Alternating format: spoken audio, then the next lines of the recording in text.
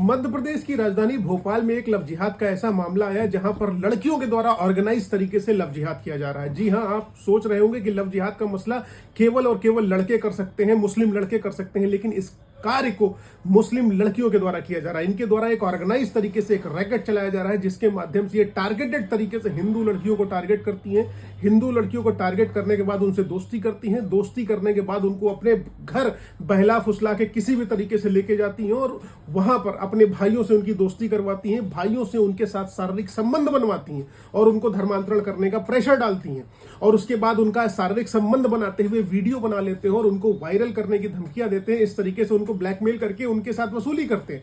अब आप समझिए, अभी तक लव जिहाद का जब भी मसला आता था, आप लोग सोचते थे कि इसमें मुस्लिम लड़के इन्वॉल्व हो सकते हैं, उनके द्वारा लव जिहाद का एंगल ट्राइंगल चलाया जा सकता है, वो लोग इस तरीके का कृत्य करते रहे होंगे। लेकिन यहां पर लड़कियों के द्वारा इस तरीके का कृत्य किया जा रहा है, तो आप अंदाजा लगा सकते हैं किस लेवल पर विकृत मानसिकता इनकी हो चुकी है, किस लेवल पर इनका दिमाग कुंठित हो चुका है कि किस प्रकार से धर्मांतरण के जैसे रैकेट को ये चला रहे हैं। आपको क्या लगता है, यह कोई संगठित गिरोह नहीं है? ये संगठित गिरोह है। संगठित तरीके से इनकी फंडिंग होती है, इनको हवाला का पैसा आता है, गल्फ कंट्रीज से आता है, इंडोनेशिया से पैसा आएगा इनके पास, ताइवान से पैसा आएगा, पाकिस्तान से पैसा आएगा, नेपाल के रास्ते से इनके पास रूट होकर पैसा आता है। इनको फंडिंग की जाती है कि हिंदू लड़कियों को आप टारगेट करो, टारगेटेड तरीके से उनका कन्वर्जन कराओ, उनको मुस्लिम लड़कों से फंसवाओ और उसके बाद जो है उनको छोड़ दो, ताकि हिंदू पॉपुलेशन कम हो जाए और मुस्लिम पॉपुलेशन बढ़ जाए। और ये मैं कोई भड़काऊ वीडियो नहीं बना रहा हूं या किसी समाज को भड़काने के लिए मैं टारगेट कर रहा हूं, ऐसा कुछ भी नहीं है। मेरा टारगेट बतौर अधिवक्ता, मैंने देखा है कि हमारे इंडिया का जो लॉ सिस्टम है, लीगल सिस्टम है, बीएनएसएस में भी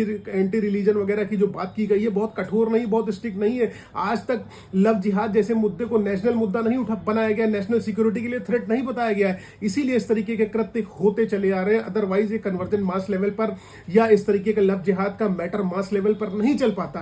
अब आप सोचिए, जिन लड़कियों के द्वारा ये कृत्य अभी किया गया है, वो लड़कियां पहले झोपड़ी में रहती थी, झुग्गियों में रहती थी और आज की डेट में वो आलीशान मकानों में रहती हैं। इसके पीछे राज क्या है? इसके पीछे सिंपल सा फंडा है कि इनको फंडिंग होती है, इनको पैसा मिलता है और उस पैसे से ये लोग इस तरीके का कृत्य करते हैं और उसके बाद समाज में कहेंगे कि अगर उनके खिलाफ किसी प्रकार की टिप्पणी कर दो, कह देंगे कि हमें हे की दृष्टि से देखा जाता है। अब यहां पर जेंडर इक्वलिटी कहां चला गया, यहां पर जेंडर न्यूट्रल लॉस कहां चले गए, यहां पर कानून कहां चला गया, यहां पर संविधान और संविधानवाद कहां चला गया, आप स्वयं अंदाजा लगा सकते हैं। धन्यवाद।